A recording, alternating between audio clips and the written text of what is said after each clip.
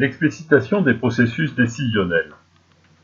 J'ai rencontré Robert Michit il y a un peu plus de 20 ans à Grenoble. Robert Michit travaille au CEFERH et travaille sur le sujet. Il m'a enseigné les univers de relations et l'entretien d'explicitation des processus décisionnels. Commençons par les univers de relations qui représentent l'outil que j'utilise depuis plus de 20 ans. Il est remarquablement simple et efficace. Il explique nos relations en communication de la manière suivante. Nous sommes dans nos relations dans 4 univers de relations et nous pouvons changer d'une seconde à l'autre.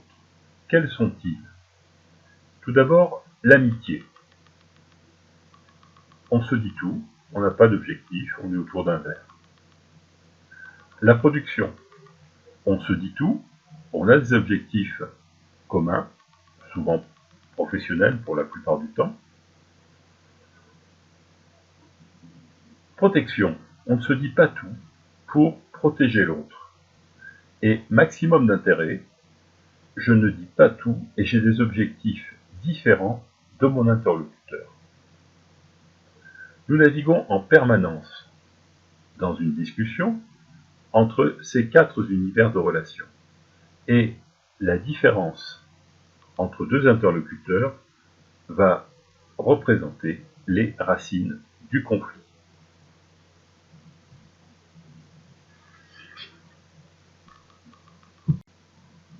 L'explicitation des processus décisionnels, toujours par Robert Michit, donne une possibilité de prise de conscience de sa position dans son environnement psychosocial. Autrement dit, avec les relations à autrui. L'entretien d'explicitation des processus décisionnels se divise en 4 phases que j'utilise en permanence, que chacun peut utiliser une fois la méthode acquise. Et vous allez voir très simplement en quoi est-ce que ça consiste. Le premier énoncé d'un élément de la vie de tous les jours, d'une relation avec autrui, est cognitif. Globalement, je cite un exemple vécu. Le deuxième récit, descriptif, me permet de préciser, à travers une phrase construite, sujet, verbe, complément, ce qui s'est passé. Là, déjà, je peux me rendre compte que certains éléments que j'aurais voulu exprimer échappent à ma mémoire. Et c'est déjà un élément important.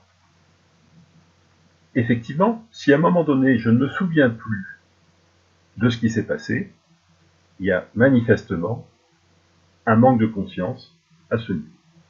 Et la puissance de l'outil fait que plus j'utiliserai l'entretien d'explicitation, et plus je me souviendrai de ce qui s'est passé. Ça permet de ne pas perdre ses clés, ça permet de savoir exactement ce qui a été dit dans une discussion et ce qui n'a pas été dit. C'est un vrai travail de conscience. Nous en sommes au deuxième récit, qui est descriptif. Le troisième récit va me permettre de prendre conscience, à nouveau, de l'impact de ce que j'ai dit sur les autres. Il ne s'agit pas d'une affaire de perception, il s'agit d'une affaire technique qui permet de qualifier la nature de la relation avec autrui en termes de jugement, en termes d'explication, en termes de formation. Et cette analyse permet de comprendre la réaction de l'autre. Il est évident que lorsque je juge quelqu'un, ça ne va pas lui faire forcément plaisir, et il y a des grandes chances que la relation devienne compliquée. Il est à noter que cet impact sur l'environnement est aussi qualifié vis-à-vis de soi-même, c'est-à-dire comment je me comporte vis-à-vis de moi. Est-ce que je me juge? Est-ce que je me reconnais? À travers ce que je dis, on décèle en filigrane pas mal de relations.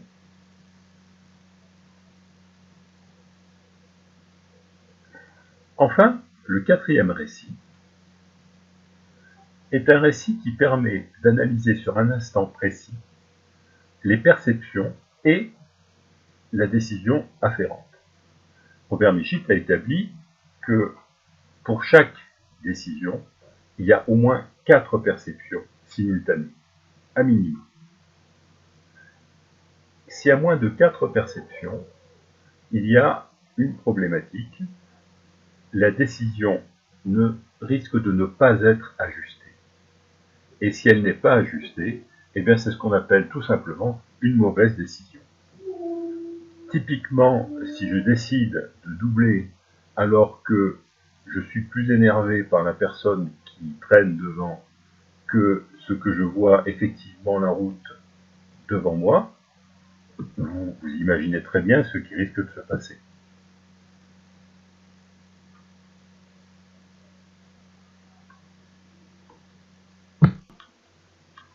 Je ne connais pas d'autres méthodes aussi simples et aussi puissantes qui me permettent de me connaître avec autant d'efficacité. L'intérêt, une fois le processus acquis, c'est de ne nécessiter aucun intervenant extérieur. Je suis donc autonome dans cette analyse. Et autant je peux le pratiquer sur la résolution de problèmes, résolution de conflits, transfert de compétences, autant chacun qui en a compris les principes simples peut se l'appliquer à soi-même selon sa volonté de travailler en conscience.